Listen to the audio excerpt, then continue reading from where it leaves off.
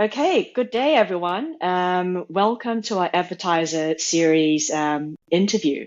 And today we will explore very quickly into why game advertising is the new media frontier. And there's no better person than Natalia from Anzu. Natalia is the EVP of Marketing and Strategy at Anzu. And I will now throw the floor over to her for her to introduce a little bit about what she does at Anzu, as well as a little bit about Anzu as well. Over to you, Natalia. Hi, everyone. Hi, Yoon. Thank you for having me today. As you already know, I'm Natalia Vasilyeva, EVP Marketing and Strategy at Anzu, the world's most advanced intrinsic in-game advertising technology. You can think of us of gaming out of home. So we literally bring the out-of-home creatives to the gaming environments across mobile, PC, console, and the metaverse. Great, thank you. So if it's okay with you, I'll kick off with the very first question. So Natalia, how can brands identify and reach their target audience within the gaming environment? That's a great question. And I would like to start by revealing the truth, so to say. Gaming audiences are vast and are much more diverse than advertisers can think of.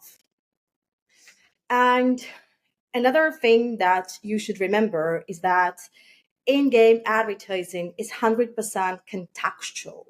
So by combining the contextual and statistical data, you can already be sure that you target and reach the right audience for you. And then if you're sophisticated enough or your partners are sophisticated enough, proper data enrichment platforms can help to give you additional insights on incrementality, behavioral, demographical data needed for your campaign to succeed. Then in regards to reaching the target audience, well, I think that this question deserves a separate discussion, but I'll try to be quick. I really love the IAB UK gaming guide and the framework that they developed to think of gaming and the strategies that you can take. And they basically split the gaming activations into three buckets. In the game, where intrinsic in-game advertising custom activations fall into, around the game, reward videos, interstitials, overlays, audio ads, and away from the game.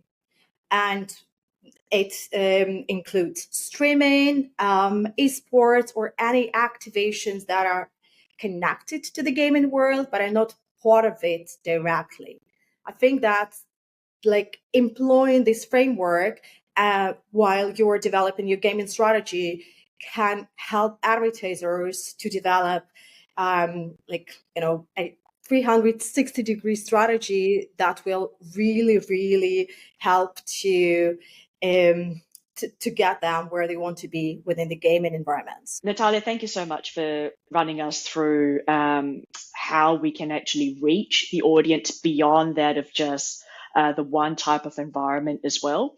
And I think one of the challenges that emerging channels tend to have is also that of measurement. You briefly spoke a little bit around incrementality as well. But if I am to ask you to dive a little bit deeper, how do you think brands and agencies can measure the effectiveness of in-game or immersive advertising? First of all, you're right by saying that it's one of the pains, so to say, of any emerging channels, and gaming is not an exception. But I have good news for you. Gaming is much more measurable than advertisers are aware of, and I'll explain why. Well, it all starts with the hygiene factors, and obviously fraud detection and viewability is all covered Well, the IAB that I already mentioned today developed the viewability guidelines that incorporate in-game advertising and basically takes into account the 3D gaming environment and all of the elements that are needed to be taken into consideration while measuring them. On top of that, like Anzu launched the first to market viewability solutions with IAS and mode. So, fraud and viewability are the two boxes that we can 100%, 200% tick. But let's move on. And then we speak about attention, which is on the way to becoming another meaningful measurement metric for gaming. And everybody knows that viewability is super high in gaming. So everyone asks, what about attention? And there are a number of ad tech vendors and providers who can do this really well in real time and in the forced exposure environments and using forced exposure methodologies. So we can tick this box as well. And as I mentioned, using our expertise and the campaigns we ran, I can reassure you that the attention is also high. So viewability translates really well into high attention environment that gaming is. But let's move on. Then we speak about brand uplift measurement. And that's also something that agencies and brands can benefit from when they launch gaming campaigns, because there are a lot of vendors who measure brand uplift across methodologies, across geos, and different pricing ranges. So yes, it is possible to measure the effectiveness of your gaming campaigns from A to Z. And then we spoke about incrementality and attribution, which are very important because of the gaming as an emergent channel. So yes, all of us want to measure the incrementality, which can be done by using the right providers that can measure the new audiences that advertisers can reach while launching gaming campaigns, and also the same audiences in a different environment that some advertisers really, really care about, because they are considered to be, another touch point in the chain on the way to converting players into payers. I mentioned attribution. Gaming is intrinsic in-game advertising, let's be more specific, is brand awareness channel per se. However, there are view-through attribution solutions that are available, and whenever they are applicable, the view-through attribution and the entire funnel can be measured. So I started by saying that gaming is much more measurable than we think. And I hope that now you understand why.